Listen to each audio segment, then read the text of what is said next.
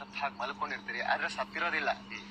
ನೀವು ಸತ್ತಿದ್ದೀರಿ ಅಂತ ಗೊತ್ತಾದ್ಮೇಲೆ ನಿಮ್ ಮನೆಯಲ್ಲಿ ಯಾರ್ಯಾರು ಯಾವ್ಯಾವ ರೀತಿ ನಡ್ಕೊಂತಾರೆ ಅನ್ನೋದು ನಿಮ್ಗೆ ಕೇಳಿಸುತ್ತೆ. ಸರಿಯಾದ ಸಮಯಕ್ಕೆ ನಾನು ಬರ್ತೀನಿ ಅಲ್ಲಿಗೆ. ಆದ್ರೆ ಇದರಿಂದ ಏನು ತೊಂದರೆ ಇಲ್ಲಲ್ಲ ಸ್ವಾಮೀಜಿ? ಜೀವಕ್ಕೆ ಏನು ಭಯ ಇಲ್ಲ. ಯಾಕೆಂದ್ರೆ ನನಗೆ ಇನ್ನು ಮುಂದೆ ಬೇಕಾದಷ್ಟು ಜವಾಬ್ದಾರಿಗಳಿದೆ ಸ್ವಾಮೀಜಿ. ಪರವಾಗಿಲ್ಲ, ಏನು ಹೆದರ್ಕೋಬೇಡಿ, ಹೋಗ್ಬಿಟ್ಟು ಬನ್ನಿ. ನಾನು ಸರಿಯಾದ ಆಯ್ತು ಸ್ವಾಮೀಜಿ, ನಾನು ಬರ್ತೀನಿ. ನಮಸ್ಕಾರ. ಗುರು ಕೊಟ್ಟಂತಹ ಔಷಧಿಯನ್ನ ತೆಗೆದುಕೊಂಡು ಶಿವಪ್ಪ ಮಲಗಿಕೊಂಡ.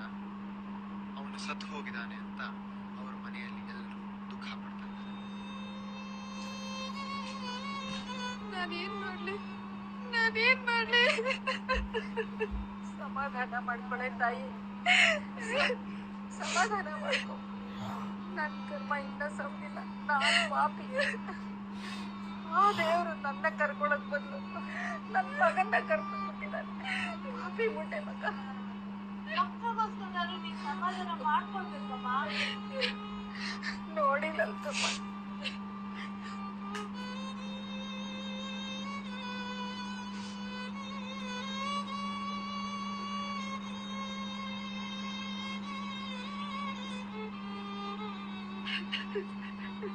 ಸ್ವಾಮಿಗಳೇ ನೋಡಿ ಅನ್ಯಾಯನ. ಬೆಳಿಗ್ಗೆ ಚೆನ್ನಾಗಿ ಇದ್ದ, ಎಲ್ಗೋ ಹೋಗ್ ಬಂದ, ಆಮೇಲೆ ಮಲಗ್ಕೊಂಡ, ಆಮೇಲೆ ಈಗ ಶಿವಣ್ಣ ಇನ್ನು ಸತ್ತಿಲ್ಲ, ಬದುಕಿದ್ದಾನೆ. ಹಾಗಾದ್ರೆ ನನ್ ಗಂಡನ ಹೇಗಾದ್ರೂ ಉಳಿಸಿರಿ. ಆದ್ರೆ ಇವ್ರನ್ನ ಉಳಿಸೋದ್ರಲ್ಲಿ ಒಂದು ಕಷ್ಟ ಇದೆ.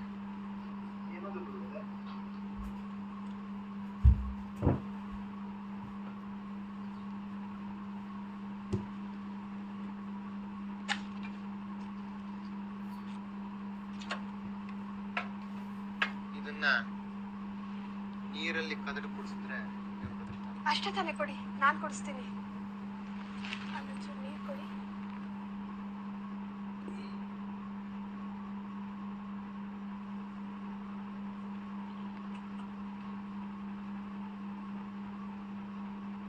ಆದ್ರೆ ತಾಯಿ, ಇದನ್ನ ಮೊದಲು ಅವ್ರು ಕುಡಿಸೋದಕ್ಕಿಂತ ಮುಂಚೆ ನೀವು ಕುಡಿಬೇಕಾಗತ್ತೆ.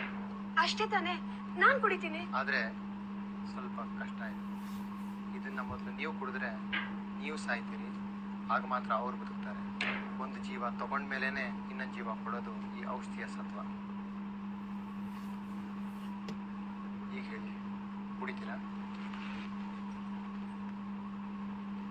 ಯಾಕೆ ತಾಯಿ, ನೀವು ಕುಡಿಯೋದಿಲ್ವಾ? ನಿಮ್ ಗಂಡನ್ನ ಬದುಕಿಸ್ಬೇಕು ಅಂತ ನಿಮ್ಗೆ ಇಷ್ಟ ಇಲ್ಲ? ಇಷ್ಟನೇ ನೀವು ಅವ್ರನ್ನ ಪ್ರೀತಿ ಮಾಡೋದು? ಪ್ರೀತಿ ಇಲ್ಲ ಅಂತ ಯಾರು ಹೇಳಿದ್ದು ಗುರುಗಳೇ? ನಾ ಸತ್ರೆ ನನ್ ಮಕ್ಳನ್ನ ನಮ್ಮತ್ತನೆ ಯಾರು ನೋಡ್ಕೊಂತಾರ? ನಿಮ್ ಗಂಡ ಬದುಕ್ತಾರಲ್ಲ, ಅವ್ರು ನೋಡ್ಕೊಂತಾರೆ. ಅವ್ರ ತಾಯಿ, ನಿಮ್ಮ ಮಕ್ಕಳು ಇಬ್ಬರನ್ನೂ. ಅವ್ರು ಬದುಕಂದ್ರೆ ಅವ್ರ ತಾಯಿ ನೋಡ್ಕೊತಾರೆ. ನನ್ ಮಕ್ಳ ಗತಿ, ನಾ ಸತ್ಮೇಲೆ ಇನ್ನೊಂದ್ ಮದ್ವೆ ಮಾಡ್ಕೋತಾರೆ. ಆಗ ಬರೋಳ್ ನನ್ ಮಕ್ಳನ್ನ ಚೆನ್ನಾಗಿ ನೋಡ್ಕೋತಾಳ? ಆಗಲ್ಲ ಗುರುಗಳೇ, ನನ್ ಕೈಲಿ ಆಗಲ್ಲ. ಶಿವ, ಇದೇ ಸತ್ಯ. ಗುರುಗಳೇ, ಇದನ್ನ ನಮ್ಮ ಅತ್ತೆನೇ ಕುಡಿಲಿ. ಅವ್ರು ಮಾಡೋದಾದ್ರೂ ಏನಿದೆ, ಅವ್ರು ಕುಡ್ದು ಅವ್ರ ಮಗನ್ನ ಉಳಿಸ್ಕೊಡ್ಲಿ. ಕೈಲಾಗಲಿಲ್ಲ ತಾನೆ? ತಾಯಿ ತಗೊಳ್ಳಿ. ಜಗತ್ತಿನಲ್ಲಿ ಯಾವುದೇ ತಾಯಿ ಆಗ್ಲಿ ತನ್ನ ಪ್ರಾಣ ಕೊಟ್ಟಾದ್ರೂ ಮಗನ್ನ ಬದುಕಿಸ್ಕೊಡೋದಕ್ಕೆ ಪ್ರಯತ್ನ ಪಡ್ತಾಳೆ. ತಗೊಳ್ಳಿ, ನೀವು ಕುಡೀರಿ. ನಿಮ್ ಪ್ರಾಣ ಹೋಗ್ಲಿ, ನಿಮ್ ಮಗನ ಪ್ರಾಣ ಬರ್ಲಿ. ಸ್ವಾಮಿಗಳೇ, ನನ್ನ ಮೊಮ್ಮಕ್ಕಳು ನನ್ನ ತುಂಬಾ ಹಚ್ಕೊಂಡ್ಬಿಟ್ಟಿದ್ದಾರೆ. ನಾ ಸತ್ತು ಹೋಗ್ಬಿಟ್ರೆ ಅವ್ರನ್ನ ನೋಡ್ಕೊಳ್ಳೋರು ಯಾರು? ಲೇಮ್ಮ ತಾಯಿ, ನೀನೇ ಅದನ್ನ ನನ್ನ ಕಷ್ಟನೂ ಅರ್ಥ ಮಾಡ್ಕೊಳ್ಳಿಯತ್ತೆ. ನಾನು ಸಾಯಕ್ಕಾಗಲ್ಲ. ಅಂತೂ ಕೊನೆಗೆ ಶಿವಣ್ಣನ ಬದುಕಿಸೋದಕ್ಕೆ ಯಾರು ಮುಂದೆ ಬರಲಿಲ್ಲ. ಔಷಧಿ ಸತ್ವ ಹೊರಟೋಯ್ತು, ಶಿವಣ್ಣನೂ ಹೊರಟು.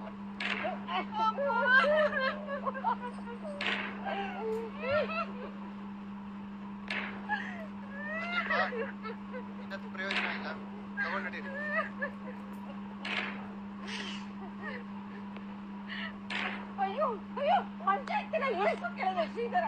ಯಾಕೆ ತಾಯಿ, ಏನಾಯ್ತು?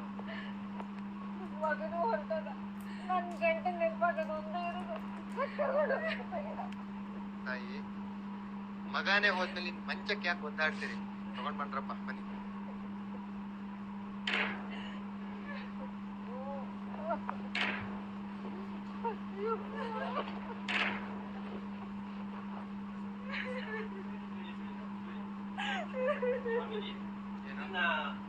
ಇರೋದ್ರಿಂದ ಆಚೆ ತಗೊಂಡು ಹೋಗಂತ ಆಗ್ತಾ ಇಲ್ಲ ಬುದ್ಧಿ.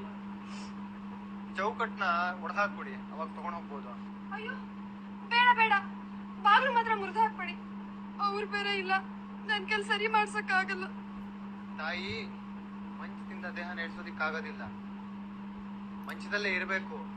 ದೇಹ ಸೆಟೆತ್ಕೊಂಡ್ಬಿಡಿ. ಮಂಚದಿಂದ ಏನಾದರೂ ದೇಹನ ಹೊರಗೆ ತೆಗಿತೀವಿ ಅಂತ ಹೇಳಿದ್ರೆ ದೇಹದ ಭಾಗಗಳು ಊನ ಆಗ್ಬೋದು. ನಿಮ್ ಗಂಡನ ಕೈಯೋ ಕಾಲೋ ಮುರಿಬೋದು, ಆಗ್ಬೋದಾ? ಏನಾರು ಆಗ್ಲಿ, ಆದ್ರೆ ಬಾಗ್ಲು ಮಾತ್ರ ಮುರಿಬೇಡಿ. ಮಂಚ ಮಾತ್ರ ತಗೊಂಡು ಹೋಗ್ಬೇಡಿ. ಏನಾದ್ರೂ ಪರವಾಗಿಲ್ವಾ? ಏನಮ್ಮ, ನನಗಿಂತ ನಿನ್ ಮಂಚನೆ ಹೆಚ್ಚಾಯ್ತಾ? ಏನೇ, ನನಗಿಂತ ನಿನಗೆ ಈ ಬಾಗ್ಲುಗಳು, ಈ ಮನೆ ಇದೆ ಹೆಚ್ಚ ನಿನಗೆ? ನಾವು ಹೇಳಿದ ಮಾತು ಸತ್ಯ ಸ್ವಾಮಿ. ಎಲ್ಲರೂ ತಮ್ಮ ಸ್ವಾರ್ಥಕ್ಕೋಸ್ಕರವಾಗಿ ಇನ್ನೊಬ್ಬರನ್ನು ಪ್ರೀತಿ ಮಾಡ್ತಾರೆ. ಸತ್ಯ ಏನು ಅಂತ ನನಗೆ ಈಗ ಚೆನ್ನಾಗಿ ಗೊತ್ತಾಯ್ತು.